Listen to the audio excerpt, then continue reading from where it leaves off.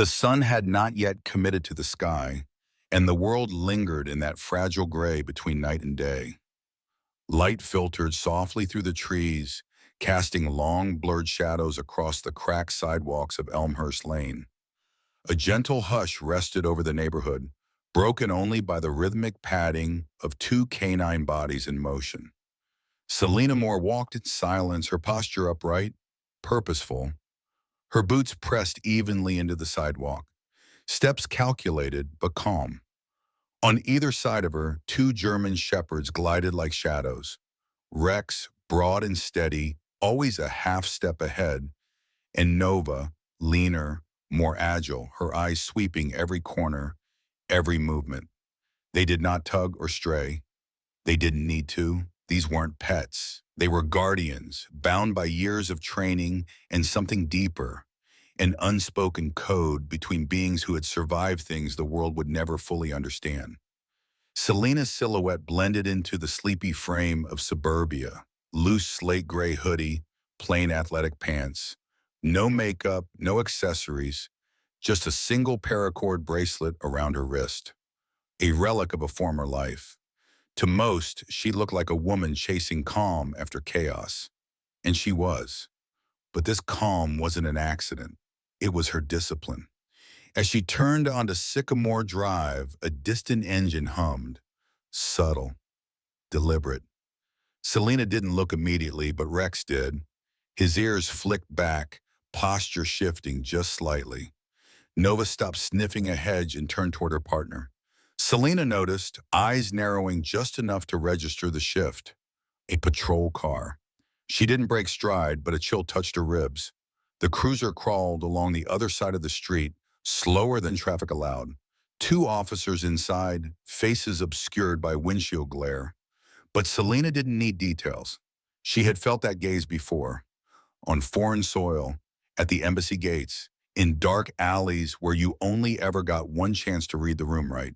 She didn't flinch, she kept walking. The leash in her hand remained slack. Calm projected outward, but the patrol car didn't pass.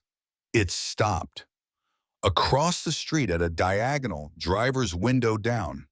Selena turned her head only slightly, just enough to acknowledge them. "Morning," said the driver. Officer Grant, his name tag barely visible. Stocky, late 40s, eyes sharp with the arrogance of someone too used to being obeyed. "Morning," Selena returned, voice smooth as glass. The passenger door opened. Officer Doyle stepped out, lean and quiet, hands in his vest pockets. He said nothing at first, just watched. His eyes flicked to Rex, then to Nova, back to Selena. "Beautiful dust," Grant said casually, drumming his fingers on the door. "What breed?" "German Shepherds." "Military stock, right?" Doyle asked now, circling slowly as if admiring them. "I've seen that gait before. Bet they're trained." Selena didn't respond immediately. Rex's leash tightened slightly, sensing the angle. Nova huffed low. "They're disciplined," she replied. Grant chuckled. "Disciplined, huh? That's a euphemism for they'll rip someone's arm off if you blink wrong?" Still, she didn't flinch. "Depends who's blinking." A pause, the air shifted. Grant stepped out of the car now. "You live around here?" Selena gestured with her chin. "2 blocks over." "We've had some complaints," Doyle added. "Unleashed animals, suspicious activity." Selena said nothing. She didn't need to. The leashes in her hands were clearly visible. The dogs were clearly under control. Grant's eyes narrowed, voice tightening with condescension. "Look, we're not here to hassle anyone, but you don't exactly fit the neighborhood profile." There it was, the pivot, the reveal. "I didn't know walking dogs was a matter of profile," Selena said. Her tone didn't rise, but it chilled the space between them. Doyle's lips twitched, not quite a smile. "Mind if we ask for ID?" "I do mind," she said firmly, "unless you have a reason." Grant took a step closer. "We're giving you one." Selena exhaled slowly through her nose, then glanced down at her dogs. Rex was still. Nova's ears were sharp with tension. She looked back up, her eyes now hard. You want to test leash discipline right now? Silence. A deep, uneasy one. The breeze stirred the leaves. A bird called from a power line. Then Grant smiled. Too wide, too thin. You got a mouth on you, lady. Let's see how much it helps when we call backup. But Selena Moore was no longer in civilian mode. She shifted her weight. And somewhere deep in Rex's chest, a growl began to rise. Grant's hand hovered near his radio, not quite touching it yet, just letting her see the intention. A silent threat cloaked in professionalism. Selena didn't blink. She had seen this game before. Halfway across the world and in her own country alike, authority worn like a mask, slipped off only when the target was someone deemed unworthy of respect. But this time they didn't know who they were baiting. Rex shifted his stance, subtly placing himself between her and Grant, his frame stone still yet buzzing with readiness. Nova moved half a step to the side, angling herself toward Doyle, whose fingers had now moved to the edge of his holster. Selena spoke low, not to them, but to the wind, to her dogs. Hold. The one word didn't carry volume, it carried intent. Doyle's eyes narrowed. What was that? Selena kept her gaze steady. Nothing that concerns you unless you plan on crossing that line. Grant scoffed, stepping forward now. Lady, I don't know who you think you are, but you're going to cooperate, or things get messy. They already are, Selena replied, calm as a whisper slicing glass. Doyle, sensing Grant's rising agitation, tried a different tone. Look, just give us your ID, quick check. You'll be on your way. Unless there's something you're hiding. Selena didn't move. Instead, she slowly unhooked one glove and dropped it into her back pocket. The motion revealed the inside of her wrist, just briefly, enough for anyone trained to catch what lay inked there, a faded tattoo of a trident entwined with wings, the mark of naval special warfare. Doyle saw it. His expression flickered, confusion first, then unease. But Grant didn't see it, or didn't care. He took another step. Selena moved. Her foot pivoted backward, planting herself into a defensive stance. Rex took his cue, lowering his head, ears pinned. Nova mirrored him. You've got about 5 seconds to reconsider, she said, voice low, eyes locked on Grant. Grant smirked. Is that the threat? No, she said. It's a forecast. The next few seconds were thunder. Grant lunged, not with a weapon yet, but with the arrogance of someone certain he could intimidate her into submission. Selena sidestepped, catching his wrist mid-motion, twisting it outward just enough to turn his weight against him. She didn't throw a punch. She didn't need to. Rex surged, not attacking but planting himself between her and Doyle now. Body rigid, growling deep from his gut. Nova flanked Doyle's other side, growling a sharper, higher-pitched. A warning. Doyle stepped back. His hand finally rested on his holster. Don't, Selena said without turning. You draw that, and none of us leave the same. You're interfering with an officer, Grant snapped, trying to wrench his arm free. I'm defending myself from an unlawful confrontation, Selena countered. She released him with a controlled motion, letting him stumble backward, but not fall. He caught his footing, rage boiling behind his eyes. Doyle's voice shook slightly now. Dispatch, this is Unit 4-9, requesting backup at... Selena moved fast, not toward Doyle, but toward Grant's vest. Her fingers snapped up, the body cam clipped to his chest. In a single motion, she yanked it free. Grant froze. What the hell do you think you're... She tossed it into her satchel in one fluid arc, backing away, hand already on Nova's harness. Rex followed suit. You'll delete that evidence, Grant growled. No, Selena said, you will, like you've done before, but not this time. Doyle looked in like he wanted to stop her, but his eyes darted to Rex and Nova. Something about their stillness, their focus, unnerved him. Not rage, not chaos, discipline, purpose, power channeled into control. "You won't get far," Grant snapped. Selena looked at him with something close to pity. "I'm not running. I'm disappearing." She gave one final signal. Two fingers pointed to the ground, then a soft snap. Rex and Nova turned in unison, flanking her perfectly. And with that, Selena Moore slipped into the early morning mist, leaving behind two officers too stunned to follow, and a digital record of everything they had hoped would stay unwitnessed. But somewhere deep in her gut, she knew. This wasn't just a stop gone wrong. This was the opening move in something older, darker, something that had waited for her to step into the open. The mist thickened as Selena cut through the edge of the forest behind the subdivision. Rex and Nova moved without sound, padding through damp underbrush like they were part of it. She didn't speak. She didn't need to. The woods were her old language, coded in silence, in breath and weight and presence. 15 minutes in, she paused at a hollow tree trunk, ran her palm along the bark, then reached behind a low branch. A quiet click. A small panel opened, camouflaged in dark wood grain.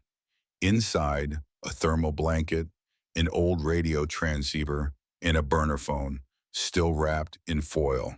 She took only the phone. Further in the forest, the trees gave way to a forgotten fire trail. She followed it to an old hunting cabin built from thick pine logs, the kind that kept secrets even in daylight. It had been her fallback since she left the agency. Most people never notice it. That was the point. She stepped inside. Rex stationed himself at the front door, while Nova checked the windows. Selena moved with efficiency, bolting the lock, closing the blowout shades, then kneeling at a trunk marked with her father's initials. Inside, medical supplies, spare clothes, and a worn tactical bag with patches half peeled. She pulled out a tablet, booted, encrypted, still worked. She sent one message. It started, "I have footage. He made contact." Recipient, Jade Moore, her younger sister, cyber intelligence analyst, whistleblower, once buried by red tape. If anyone could trace where the body cam files were supposed to go and how they might be buried again, it was Jade. The reply came quickly. They filed a false report, labeled you a hostile operator, accused of resisting, threatening canines. Internal upload already scrubbed. I'm digging. Selena's eyes hardened. She wasn't surprised. The speed of the cover-up meant one thing. This wasn't just police bravado gone wrong. It was a setup. She poured cold water into a bowl and let Rex and Nova drink while she disinfected a graze on her wrist. Her hands, though still steady, trembled slightly. Not from fear, from familiarity. She had seen this before, back in Kandahar, in Langley, even inside briefing rooms where men in suits plotted truths no one would ever know. She remembered the name she saw on the badge, Grant. But that wasn't his name in her memory. His real name was Calvin Reeds. It hit her like a flash. She had only seen him once before, 6 years ago during a joint task force in Istanbul. He was deep in operations, the CIA Black Zone, ruthless, untouchable. She had flagged him in a report for misusing interrogation protocols, using off-the-book assets. The report never saw daylight, but someone up top had seen it and buried it. Now he was here, dressed as a patrolman, armed with a badge that gave him power to act above suspicion, which meant only one thing. He hadn't forgotten her, and this morning wasn't random. Just then, the burner phone buzzed. Jade again. "Selena, I traced Reeds. He's not supposed to exist. No personnel file, no pension. He was wiped." Selena's breath caught. Jade continued. "But I found something else. Check the attached footage. There's a second body cam that didn't go to the cloud. Guess who kept it local?" Selena tapped the file. A shaky frame appeared, angled from Doyle's chest. It showed everything: the stop, the posturing, the escalation, and her restraint. But most importantly, it caught the moment when Reed smirked after she walked away and muttered, "Didn't think she'd be dumb enough to still be breathing. Let's finish it right this time." Selena stared at the screen, her jaw clenched. They weren't just trying to humiliate her. They wanted her gone, erased. Her voice dropped into a whisper, barely audible, directed to the space between her and Rex. It was never about control. It's about revenge. She stood up, crossed to a drawer in the cabin floorboards, and pulled out a black case sealed with a biometric lock. Her finger trembled on the scanner. The lock clicked open. Inside, a Sig Sauer P229 standard issue from her last deployment, a folded map of the county, and a flash drive labeled simply Echo 213 Istanbul. She looked down at Rex and Nova, who were now watching her not just as Dens, but as the partners they had always been. "We don't run," she said, "we expose." Outside, the sky was shifting, dark clouds drawing over the tree line. This wasn't just a personal attack anymore. This was the second war. The rain came down in whispers first, tiny flecks tapping the tin roof of the cabin like cautious fingers. Selena stood by the boarded window, watching the tree line beyond blur into gray. It had always rained like this before the worst deployments. Not storms, just a slow descent, like the sky itself was mourning in advance. On the old wooden table, the decrypted drive flickered to life. File 1, Istanbul, March 4th, internal briefing. File 2, Echo 213, redacted incident log. File 3, operator watch list attached. Note, reads compromised. She didn't need to open the first two. She knew what they contained: names, blood, decisions made in rooms with no windows. What mattered now wasn't what she knew, but proving what they tried to hide. She copied all three files into a fresh, secure drive and zipped them into an untraceable link. She sent it to Jade with a single message: "If I don't check in 8 hours, leak it. Everything, full burn." No emoji, no signature. They'd done this before. Selena turned to her dogs. Rex sat tall, rain dampening the edge of his coat through the open door. Nova stared at her, eyes focused like she could read the stakes. "We go in quietly," Selena said. "No noise unless I say." She grabbed her jacket, black, torn at the cuff, and holstered the P229 under her arm. A knife was sheathed at her ankle, flashbangs in a side pouch. The kind of arsenal she once promised herself she'd never touch again. But some wars come looking for you, no matter what you swore you'd left behind. By dusk, she was crouched at the edge of an industrial lot on the far side of town, an old concrete warehouse once labeled as Water Management Archives, officially abandoned. But Jade's data showed encrypted pings going in and out every hour, high-level server relays routed through firewalled military-grade protocols. Selena knew what that meant. It wasn't just Reed's. Someone was still protecting him. She waited, counted the guards. Only 2 outside. Both armed, casual. The kind of posture that comes from believing no one would dare. She gave Rex and Nova a hand signal. Nova slinked left into the shadow. Rex took the longer path along the fence, silent despite his size. Selena moved through the grass like a breeze. She reached the side door, tested it, locked. Another signal. Rex patted back and crouched low. Selena unslung the soft drill from her pack. No noise, just slow vibration. A minute later, the lock clicked. She entered. Inside, the air was stale, damp concrete, fluorescent lights buzzing above, cheap and cold. Filing cabinets lined the left wall, but the center was newer.